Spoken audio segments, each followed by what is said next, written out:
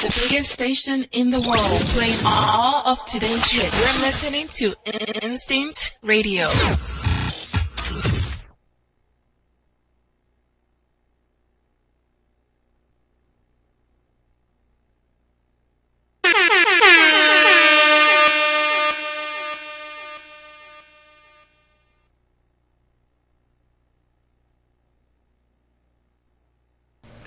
Good afternoon and welcome to part 2. Yes, I surprised you guys. Yes, because I have another special guest for today. You didn't think I was just going to give you an hour today and just leave you. You know this show is 2 hours long, and so today I split it up. I had Nadia Davenport in the first hour, and now this one is with Miss Kathleen Bertrand.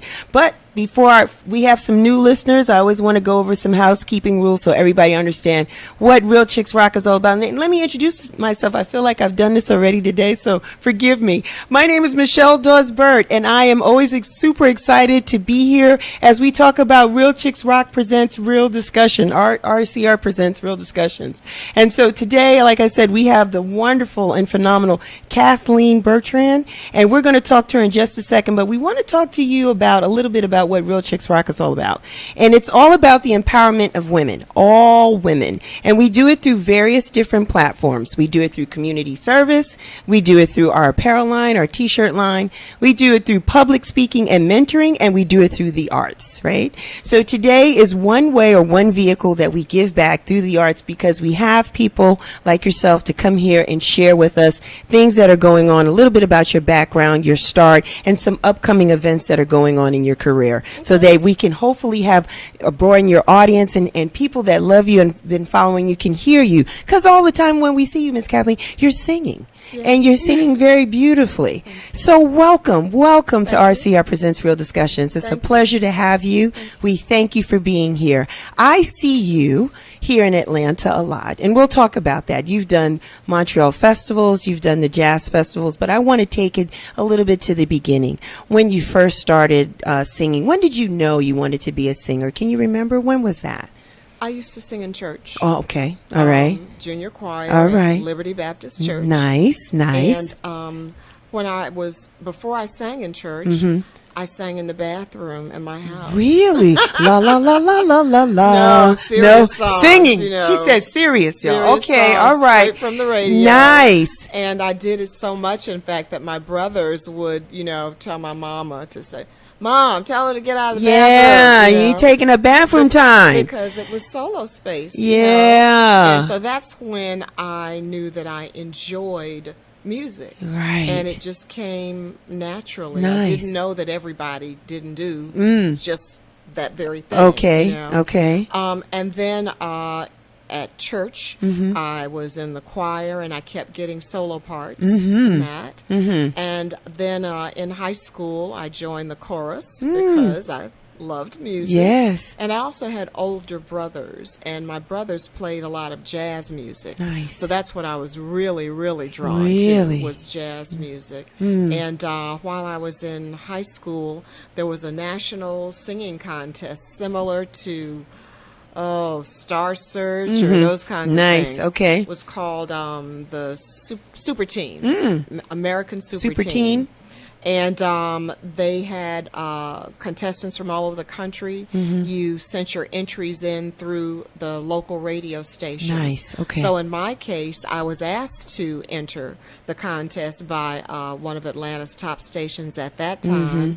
And that's because I had just won the talent contest at my high school. Winning. And the one of the judges was at this radio station. And she says, well, and she had a British, Maureen Roberts. Okay. God bless her, rest her soul, wherever she might be. But Maureen had that kind of accent. Nice. And she said she wanted me to enter this contest. They brought me out to the radio station to do my audition tape, and they sent it in.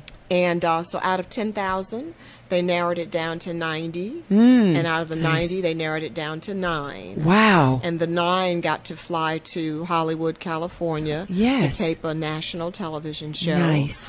Male vocal, female vocal group. And I won for female vocal. Awesome. So that was my first time, kind Wow. of getting out there Yeah. on a national stage. And you caught the bug, or did it catch you? Well, I balanced the bug. Okay. And I want to say that because, I mean, I just love singing. That's never changed. But at the same time, I was a senior in high school. Really? And I knew that I needed to go to school. Okay. I knew I needed to go to school. All I was very right. smart. I had the records and the scholarships and Right, all of that right. to prove that.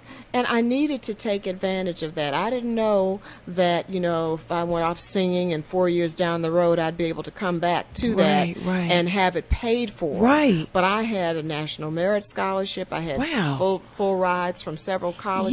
Yes. And I couldn't afford to not do that. Okay. Because my mom used to say, your education is something that someone can never take away from you. Right. You can lose your voice or all these other things are in Yeah. my head, but you can never take away being able to think. Knowledge and intelligence is yours forever. That's it. Isn't that awesome? That's it. So, That's which it. college did you go to? Spelman. That's right. Yeah, All Spelman. right. Woo woo. Woo. Spelman girls, yes. Awesome. Awesome. Did you perform during the Spelman years? Not a lot. No? I really got into the academic side of things, and that began my interest in journalism. Really? And that began my interest in the world of communications. And so I was an English major. Nice. And so just looking at all the branches of being an English major, so I took classes at Clark Atlanta University because, when you're in one of the AU Center schools, you can go to all That's of them. right. And at Clark Atlanta University, I took lots of courses relating to broadcast journalism and to journalism as a whole, editing, photography, all of that Yeah. news Stuff. related Yeah. stuff. And my goal was always to be, if I did that, was to be behind the lens. Really? You didn't want to be on the desk like Monica Kaufman, who you favor just a little bit, Monica Kaufman I love Pearson? Monica. Sister Libra. Yes. But that wasn't, but my professor Yes. kept pushing me to do in front of the camera Yes, things. yes. But it just really wasn't my interest. Really? My interest was more the process of how it all got To put come together. together. And it's funny because now here many years later, that is still my interest when it relates to my film festival. It's more the behind the scene, the sausage making, as I call it, to create something great and wonderful. I like to do the Yeah. stuff behind the Yeah. scenes. But so no, I didn't sing that much in school. I didn't join the Glee Club at Spelman because I Wow. didn't like that sound. It's real. Yeah. I just didn't like it. It didn't have enough bass To you, for you. for me, for Yes. my ears. Yes. And remember, I have jazz background. I my know. brothers, and I'm listening to Paul Chambers on bass, playing with Yeah. John Coltrane or Miles Davis, and this is all in my Ooh. ears. So I really didn't like the choral Yeah. sound so much. However, when I was asked to run for Miss Maroon and White, I pulled out the singing skills. Okay, now. All right. Folk didn't know. That's right. But they knew that day. that They got day. it together that day. They said she can sing. We didn't know. Yes. Man. And my brothers, again, being jazz musicians, had a friend who was a pianist. His name Yes. is Robert Barber. And Robert played for me, brought his band, and So, Awesome. yeah. Now, what was your repertoire or catalog of music in the bathroom years, during the bathroom years? Was it jazz then as well, or more R&B or some It soul? was more R&B. It was Dionne Warwick. All right now. Okay, we like Dionne- her. Every single Burt Bacharach, Right song. Hal David song, Yes, you do. I knew. Do you know the way to All of San that, Jose? yes, You like that? yes, What? This yes. mic makes me sound better than what I can really do. It came out very nice. Quite nice. It sounded quite nice, but definitely Nice. Dionne Warwick. Yes. Maybe a little Motown. I wasn't real big Right. Motown things Right. until later on. My one of my brothers went to New York during his time at Clark Atlanta, and it was Clark College then. Yes. And he brought back an album called the Swingle Singers, Swingle. And these were, it's like a Manhattan Transfer Nice. Okay. kind of vibe. sound. Okay, sound. From France, and they did Bach. Really? And so that's what I really sang a lot of, because they had do do be do do ah do ah do ah do be do do ah do ah Nice. do be do do, and then they had somebody that was doing the bass. That was the melody. I mean, they had all the parts, and it was all vocal. I fell in love with that. I fell in love with that. Awesome. I just fell in love with that. Yes. So my repertoire. Yes. In the room. Was quite varied, from jazz to R&B. Went to Catholic school, so we always had great songs because the schools taught music. So there was always something great that we had learned in school. Everything from the halls of my, we learned all those songs, you know, to taps, fading light, dims the night. I mean, just nice. We learned everything. I'm with you. You can't shake me. I'm with you on all of this stuff. So now you're in Spelman. Beautiful. You're doing great things. Journalism is your thing. You want to be behind the scenes. You sing for Maroon and White, right? Miss Maroon and White. Yes. They know.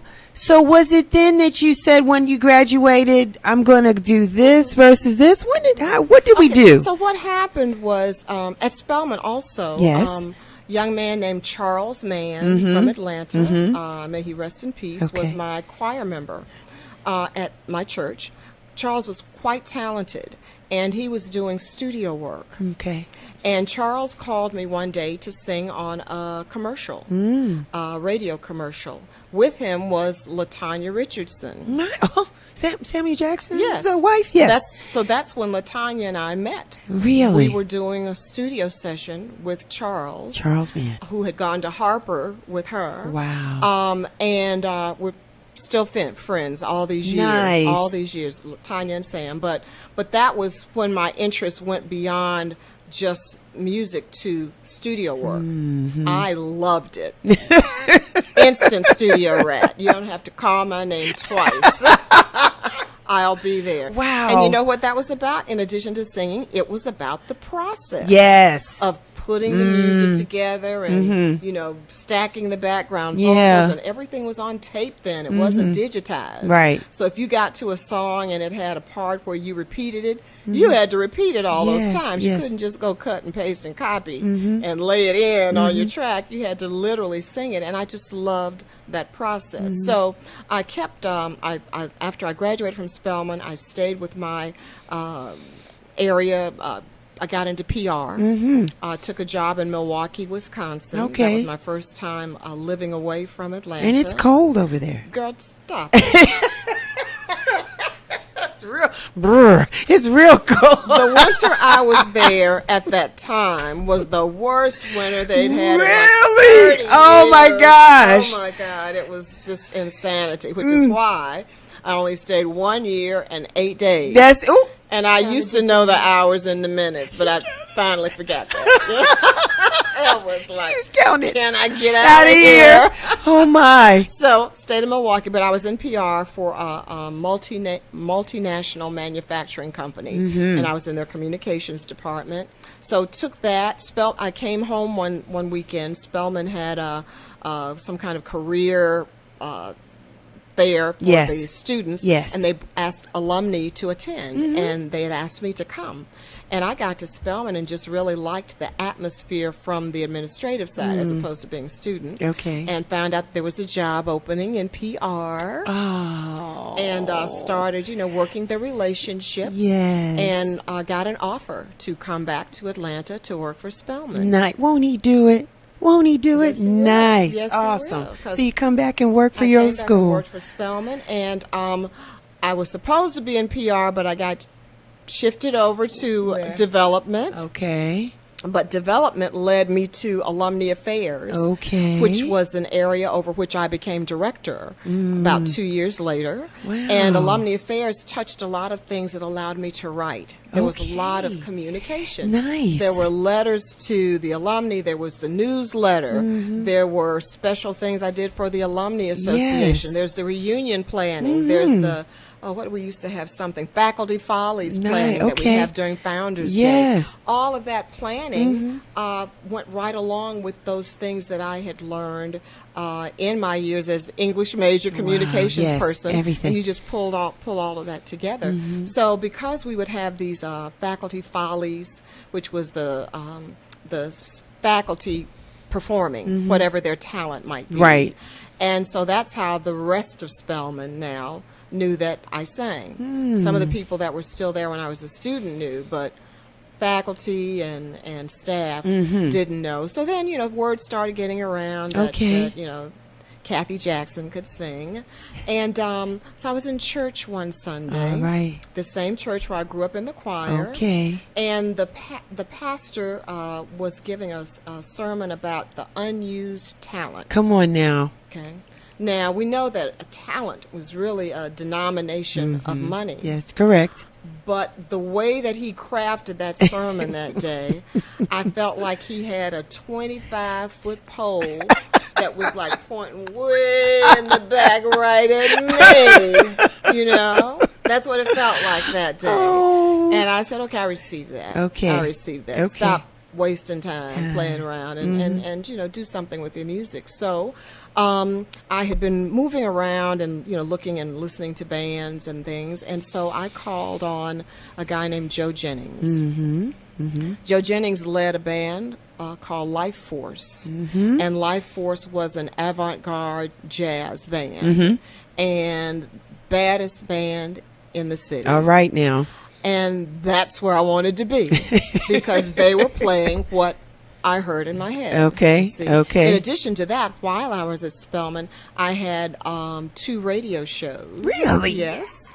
Before WCLK, there was a small coaxial cable radio station that you could just hear in the AU Center and vicinity called WAUC. It was started by Lo Jelks. Lo Jelks was one of the earliest reporters of color on WSB TV. Nice. Lo Jelks. Long history in communications. But anyway, so I had 2 radio shows on Lo's radio station during my sophomore and during my junior year. So that kept me in touch with music. Where was jazz music now? What were female vocalists doing? Right. What was everybody else doing? Right. And so when it came time to work with Joe, I felt like that's what was in my head. I wasn't moving to an R&B side, and smooth jazz didn't exist. Okay now. Right. The way back when.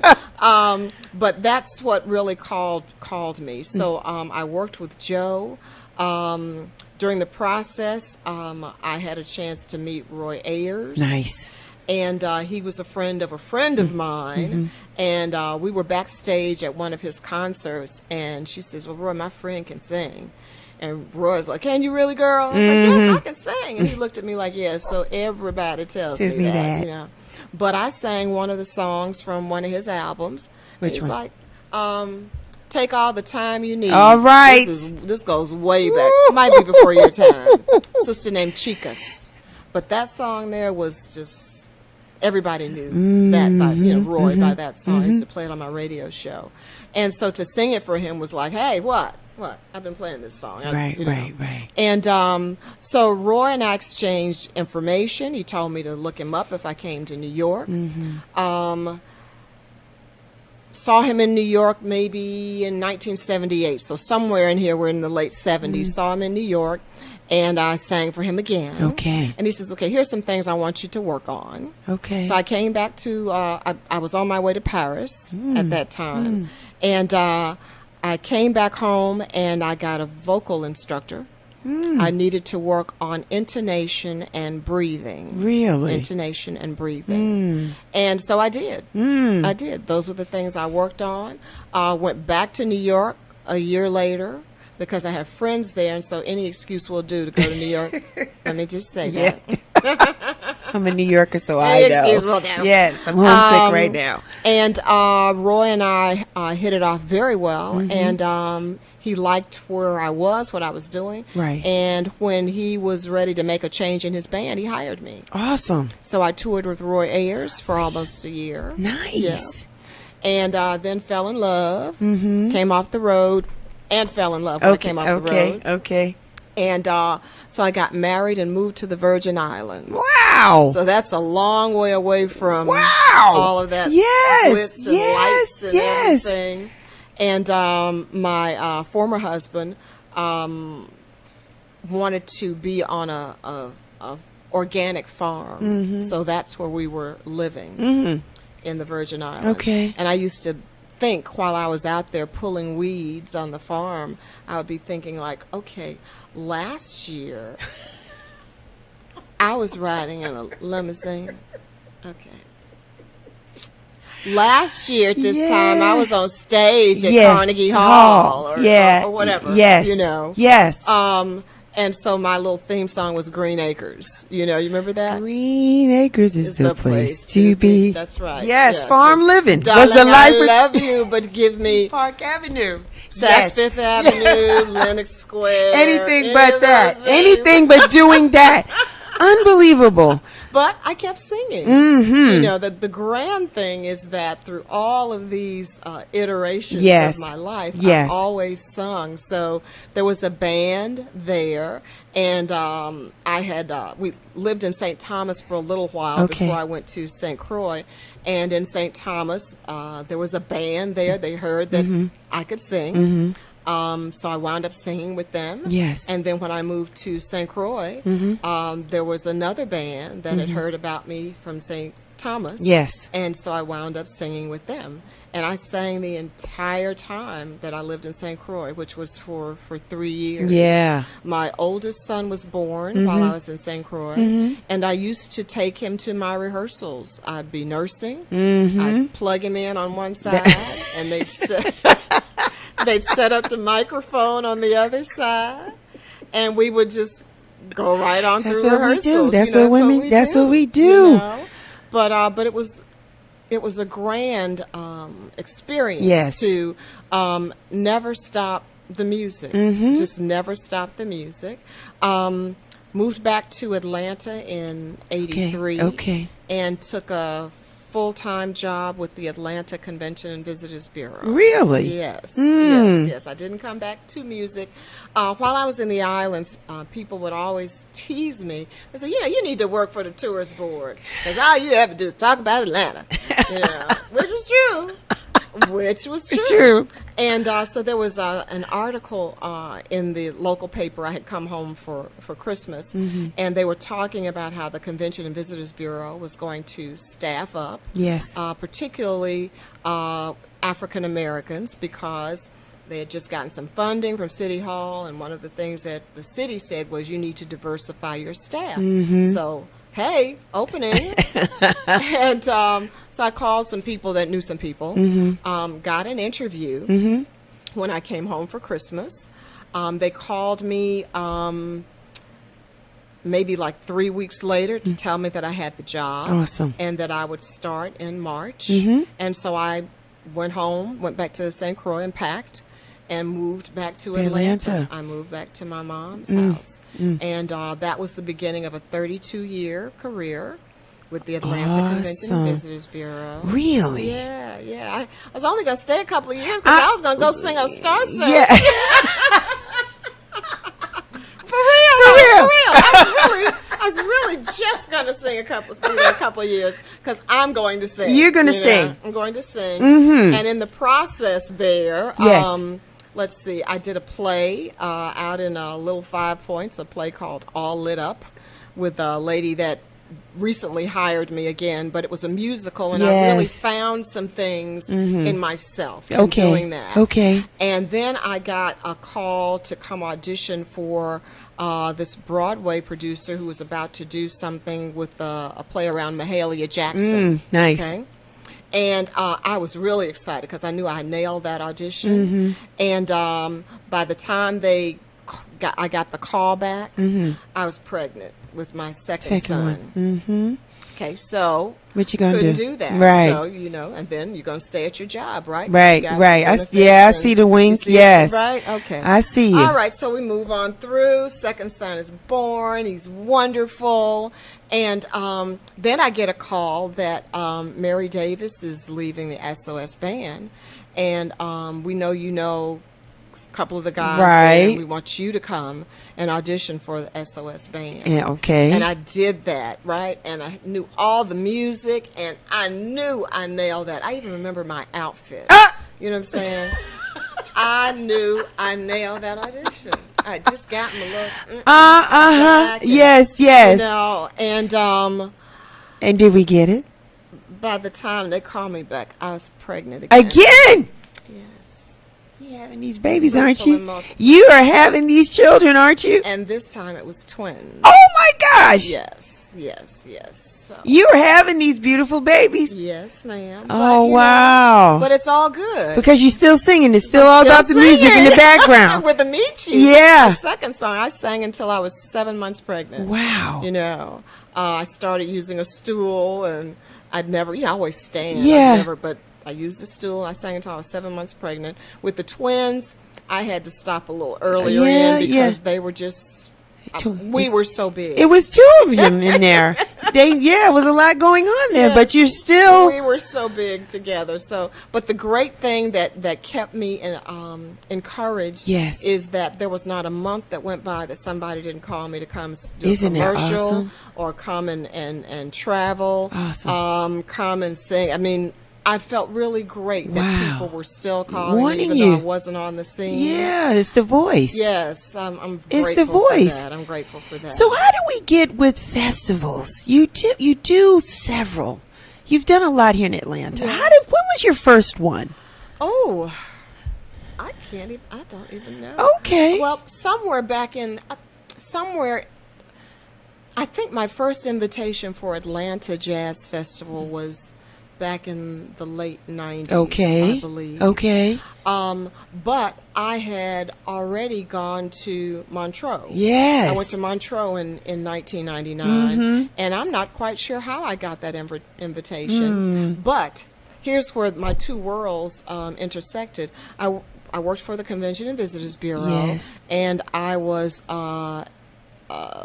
executive staff. Right. So I would go to board meetings. And one of the members of the board was the Atlanta representative for Swiss Air. Swiss Air was the official airline Yes. of Switzerland, and they were Yes. flying in and out of Hartsfield. So Right. he would always tell me, Kathleen, why don't you do Montreux? If you do Montreux, let me know. I'll just take care of everything for Awesome. you. So when I got the invitation to go to Montreux, Yeah. it was, you have a spot, but you have to get here. And I'm like, okay, Yes. let me work on that. Yeah. And so I called my friend and told him that I had an official invitation to come to the Montreux Jazz Festival. And he took care of everything for me and my band. Awesome. Everything. Awesome. First class. Class. Yes, ma'am. Wow. Yes, ma'am. So that was amazing. That beats the farm. That beats the farm. It truly beats the farm. And to show you even before that how it's good to always keep your relationships Yes. in a good way. As they say, Yes. never burn bridges. Bridges. So right before we got the 96 Olympics in 1994, the Atlanta Olympic Committee sent a group of what they called cultural ambassadors to Oslo, Norway, to kind of give people an idea of, hey, this is what you can experience when you come to Atlanta. And Joe Jennings was asked to put together this band Nice. to take there. The Atlanta All-Stars was our name. And who did he call? You. He called me. There you go. I was the vocalist. Awesome. And so that was a beautiful experience. It was cold.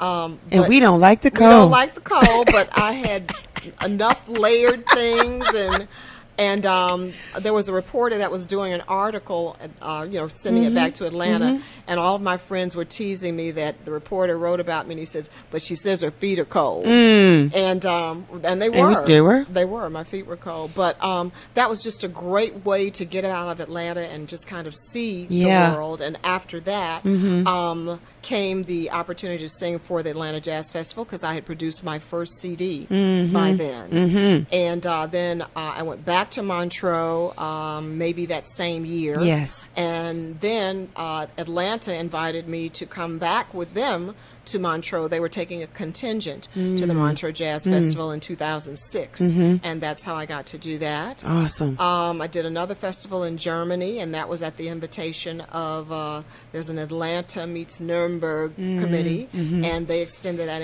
invitation for me to do that. So many of these things have just been beautiful and blessed invitations. Yes, you know, yes. All a part of your journey. All a part of the journey. And I'm still working. You're still working, okay? actively working. I'm still actively working. It's a lot of things here, Kathleen, that we got in some of this conversation. The fact that you invested yourself. First of all, you was open to constructive criticism from a legend, what we Yes. consider a legend today, Yes. Mr. Roy Ayers. Absolutely. And so you took that to heart and you immediately put that to action. Yes. So you invested in yourself by getting that vocal coach, and then you gave yourself enough time, a year. And then you said, I think I'm ready. Mm-hmm. And from that, you blossomed and you did some enormous things from just taking on that advice and doing that. The other thing is you stuck to what you believed in, which is the music. Mm-hmm. That was always the underlying current in everything that was going on. And so that, I think that's important for the listeners to understand that don't give up, like don't close the door on that. And the beauty in what you're sharing with us today is that everything that you've done has been divinely intertwined. I believe that. Right? Absolutely. Divinely, because how many of us wish our 9 to 5 could feed into our passion and our dreams? A lot of us don't have that opportunity. So you're winning. You've been winning all the time, which is great. And we want to wish you more continued success. Thank you. When I want to talk to you about mentors. At an early age, you're singing, you're into the music. As you start to embrace the singing now, I'm a vocalist, I sing. Who were some of your mentors, even if you didn't physically meet them, in your mind or in your heart? Who were your mentors? Well, let's see. I'll go back to church. Okay. When I was in church Okay. and in junior choir. Yes. There was a woman who was like advisor Mm-hmm. of the junior choir. Her name was, may she rest in peace, Dr. Lynette Sane Gaines. Okay. She was a Spelman woman, and she exemplified what I felt Spelman was in my mind. Okay. Very classy, Yes. always well-spoken, just, I loved her. I think I wanted to be like her more than anybody, And so, but what my mom did was she encouraged me to be around Dr. Sane, Dr. Sane Gaines. Right. She always encouraged any interaction with Dr. Sane.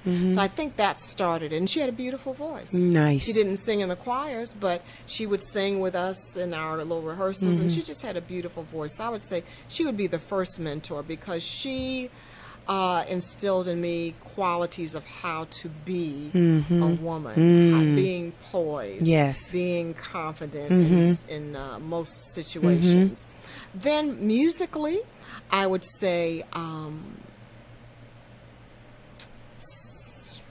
going back, which one? That's fine. Ella Nice. Fitzgerald. Nice, Remember, nice. my brothers played jazz music Yes, all all the the time in time. my house. And they didn't have a lot of vocals, but they had Ella, Ella Fitzgerald. a Because you tisket, can't a have tasket, vocals if you have A Ella. tisket, a tasket. That's right. All right. That's right.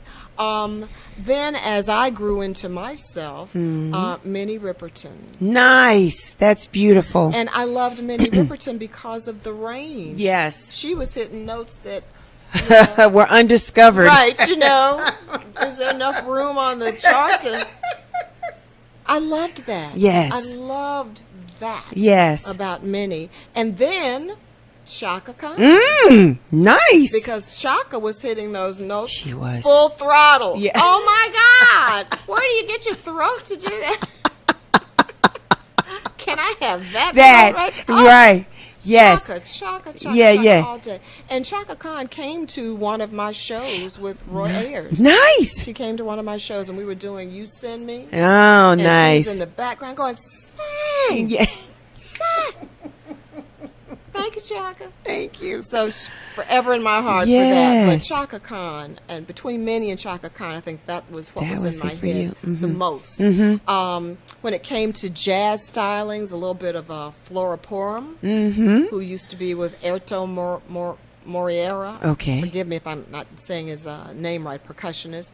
She played with Chick Corea. But Flora just had all of that bossa, Latin, Brazilian. That's the word I want. Those Brazilian sounds. And musical inflections. Very that I nice. just loved. I loved where that went. And then I guess in the more modern time, Diane Reeves first. Diane Reeves second. Yeah. And the third, is there a third? Rochelle Farrell. Nice. Because Rochelle Farrell hit the mini notes. Yeah, she did. So Rochelle was doing her, but my brain was like, okay, we've been there already. We did that with Minnie Riperton. But then Rochelle used every part of this. Yes. You know. Right. And I love the sounds that come from her. Right. Her mouth. Yes. But it's her throat. It's her lungs. It's this entire area she uses, and I'm so jealous of that, you know.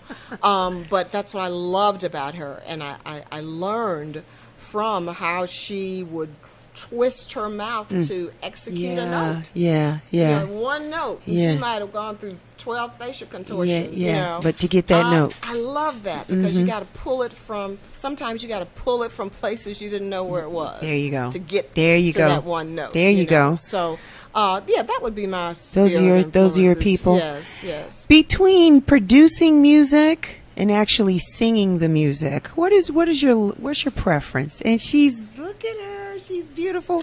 Look at this. I just said. Is that the behind the scenes? Come on. Yes, it is. I was just with my producer Phil Davis just week before last. And I said, oh, man, Phil, this is what I really love. I said, now you mean I got to go out and sing You got to sing it. You got to sing it. But I love making the donuts. Yeah. I love layering in or figuring out what the background vocals are going to be, if there are going to be any at all. And where the note's going to be placed. Sometimes you can go in and sing a song straight through, and sometimes I want to take it straight through, and then I want to take it home and sit with it a day. Yes. You know, because I don't have a studio in my house, so many times going to the studio is my first time hearing it outside of my head. Does that make sense? It makes sense. I've been humming in the car and, you know, in the shower. Right. But until I get in the studio and hear all these ideas, I have a million musical ideas. So until that happens, I don't know what it sounds like. So a lot of times I like to take the song, lay it down, go home, play with it, twist it around, drop that part, add something here. And it's that creative process. I love it. That's what I love the most. And what I love about seeing you perform is the presence, the full package. You come with everything that your mentors infused in you. Everything that they've poured into you, plus your education. It's just wonderful to see you come and take it, and you enjoy it. You do. And what I like is when you bring friends. So this past jazz festival, you ladies looked gorgeous there. There was some beautiful pictures taken of you. And I love the order and how it went, and it was just great. And I appreciate the fact that you're on the main stage and not on the... Well, I love that. I've always been on main stage. I love that. I've never been on anything. I love that. Main stage. You need that big piano. I mean, you have musicians with you. Now, do you pick your playlist for every show that you do? Well, for that show, that was Celebrating Sarah. And I picked the theme. Yes. I was asked to... Well, okay, let me go back a little before that very quickly. I pulled together a show in March called Sisters in Song. Right. Saluting Jazz's Greatest Divas. Nice. And that came out of conversation I had with a couple of the vocalists about, you know, now that I'm retired, I've been really wanting to do things with the women in this city. And then I was looking on Facebook, and I'd always see guy. You know, they're doing that. And then guy. All right. They're doing that. And I love them all. We love them. I play with them all. We love you, man. And yes. it's wonderful. But I wanted to see something with the ladies, and just kind of put some space out there that uplifted the fantastic women that Awesome. were part of this industry in this city. Awesome. So that's how that started. So Sisters in Song was that first opportunity, sold out house at Ray Charles Performing Arts Center. And when I got the call from the Jazz Festival about putting something together for main stage, Yes. it was Legends Day. Yes. And they were saluting, the entire park was saluting Atlanta musicians, Yes. which was so Nice. amazing. It was beautiful. Oh, I was so happy with It was that. beautiful that day. So to be on the Legend stage, what do you bring to this? So Sarah Vaughan Sarah. played at the Atlanta Jazz Yes, Festival. yes. And so, spinning it in my head, it came out as celebrating Sarah. And so I ran that idea by that, well, I'd like to bring several women, Yes. just like I just did. And so that's how it started. So I started reaching out to women that I knew, a couple that I had not worked with, but we knew each Yes. other. And I asked them to send their suggestions for what they'd like to sing. Yeah. So each person submitted 3 songs, and then I just turned it over to the music director to pick 2 of those 3. Okay. Based on the run of show, Right. what would flow Right. the best. Right. Because everybody can't sing a ballad one after Right, the other. right. Or everybody can't sing the same rhythm Yeah. one after the other. So you need to have some ebb and flow. Yes. And so that's what we did for that. So those songs were selected by the people that sang them. And I was just very, very pleased with the entire It was production. wonderful. It Yes, was thank beautiful. you. It was a Thank beautiful day you. out. Yes, it was. You Yes, it guys was. look great. The Yes, crowd it was with you. It was just a Yes, beautiful yes. thing, and I just appreciate the Atlanta Jazz Festival for doing it year after year. Me too. Because it's just a wonderful time of year for the city. We come together. It's Yes. free. I brought my son. Yes. So that was the first time he heard like live jazz Yes. live, and he really enjoyed it. Standing great. ovations. That's He's 10, great. so standing ovations every time a performance was over, and so that's how you infuse. Exactly, because I used to bring my kids to all my Yes, performances. yes. And my daughters were little cute little somethings, and they would sell my CDs.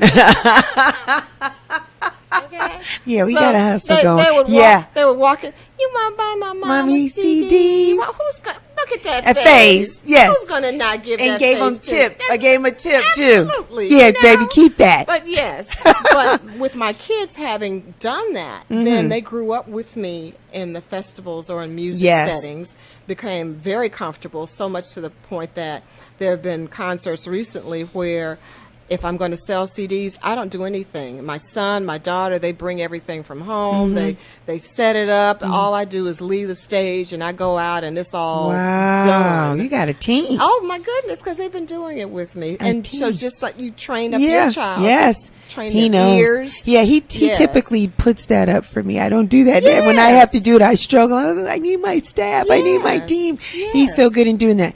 You have an event coming up soon, do you not? I do have. Tell the nice people about it. Tell them. So we're going to repeat Sisters in Song. Yes. We're coming back. Yes. And this time we're doing the music from the movies because we are leading into Bronze Lens Film Festival, Nice. which I also produce. Nice. So I'm very excited. It just hit me one night, like, you know what we could do? Because when you stop and think about all the magnificent music that's out there in the movies that we love, and you start singing it before you even know it, Right. like Miss Seeley's Blues, Yeah. Sister, Yeah. that one, Lady Sings the Blues, Lady Sings the songs Blues, from that, yeah. songs from The Wiz, songs from What's Love Got to Do Do with with It, It. song from Crooklyn. Ooh. Ooh, That's yeah, a yeah, okay. yeah, yeah. Song from Shaft. Nice. Yeah. So I'm very excited. about I did a lot of research to find all of this Right. music that was connected to movies. And again, I just sent it to the ladies. Right. And I said, hey, here's a list of songs. You know, Nice. see what feels good to Good. you and Yeah. what doesn't. And so we're doing that same thing. Kenny Banks is going to be the MD for this, Okay. as he was for the first Sisters. Okay. And I'm very, very excited to have Chandra Corelli, Nice. Theresa Hightower, Rhonda Thomas, Yay. Julie Dexter, Yay. Pamela Dillard is Nice, back. nice. And Brenda Nicole Moore. Nice. Who was headliner over on another stage the same day Yeah. that we were on main Yeah, stage. yeah. Yes. And so I'm very excited to have these women coming Awesome. together. And they each have an awesome talent and an awesome audience. Yeah. All by themselves. So it's going to be phenomenal. Yes. Tell us when and where. Okay. The date is Sunday, August 20th. The time is 5 p.m. Right. At the Ray Charles Performing Arts Center. And get your tickets. You can just go to eventbrite.com and put in Sisters in Song, and we will pop right up. Okay. Yes. Awesome. Awesome. How can people find you? You have a beautiful website. Tell the people your website My address. website address is www.kathleenbertrand.com. And I also run a film festival. So the other part of where you can find me is with Bronze Lens Film Festival, Awesome. which is www.bronzelens.com. Trying to marry my two lives with this event here. Right. Because there are people that know me on the film side that are like, oh, she can sing? Yeah. You know, or there are people that know me on the music side and go, oh, you do Bronze Lens? Trying to get them So together. I'm just trying to get them all Yeah. together in one room. Yes. And just have a wonderful, wonderful day. And I hope that you will come out Yes. as well as your listening I will audience be come there. and be a part of it with us. I will It's going to be there. a grand day. It's going to be awesome. Yes. Any new music coming out? Oh, yes. Yes. I'm also working on my sixth CD Awesome. right now. Awesome. I was recording Friday for another friend's project that's going to be on my CD. Then last week I finished up a song we had been working on. So again, it's that process. So I'm trying to get something in. Phil and I are working tomorrow, and I might be able to have one more day with him before I get into Bronze Lens. Yes. Then I can't You can't think about it anymore. Right. So I'm just trying to get as much done as I can. But I'm hopeful that by the end of the year, maybe fall, I'll have my CD finished. Thank This is you. my sixth one. Phil has been producer on all of them except my second, where he was a co-producer. Right. But we have a great working relationship, Yes. great team. He's a phenomenal He talent. is. He is. Phenomenal He's talent. awesome. And everybody that he draws to us to perform or be a part of my CDs, every single person is phenomenal. And Awesome. I love the quality of the musicianship and the quality of the music. It's just, it's real good. And that's what it's about. Yes. That's what it's about. Yes. We want to thank you for being our guest today. Thank you for having me. You were very informative and transparent about your journey through music and your love for music. You are a talent. You are a talent. I'm honored to have you here with a us pleasure today. being Thank here. you so much. And we hope that today's conversation was some form of encouragement, because it is a very heavy artistic scene here in Atlanta. Yes. A lot of talented musicians. Yes. And we want people to still be optimistic about their craft and understand that no matter what you do, stay true to what you believe in. Absolutely. Stay true I to that. balanced a whole You different sure life did. And 4 children. You sure did. And still produced 5 CDs before I'm even working on There this you one. go. You know what I'm saying? Yeah. And so it's just every day you got to do something towards That's what you wanna right. do. I just had this conversation with a young man. Every day, do Yes. at least one thing. That's right. Every day. Every day. That's what I do At for least my one brand. thing, yes. That's what I do. So we wish you nothing but continued success. Thank you very and much, everything that you do. Thank you. Every single thing that you do. We want to thank everybody that's been listening, all the shares, all the likes, all the comments. Thank you so much. And until the next time, continue to rock on. Take care. Thank Love you. it. Yes. In the world, playing all of today's hits. You're listening to Instinct Radio.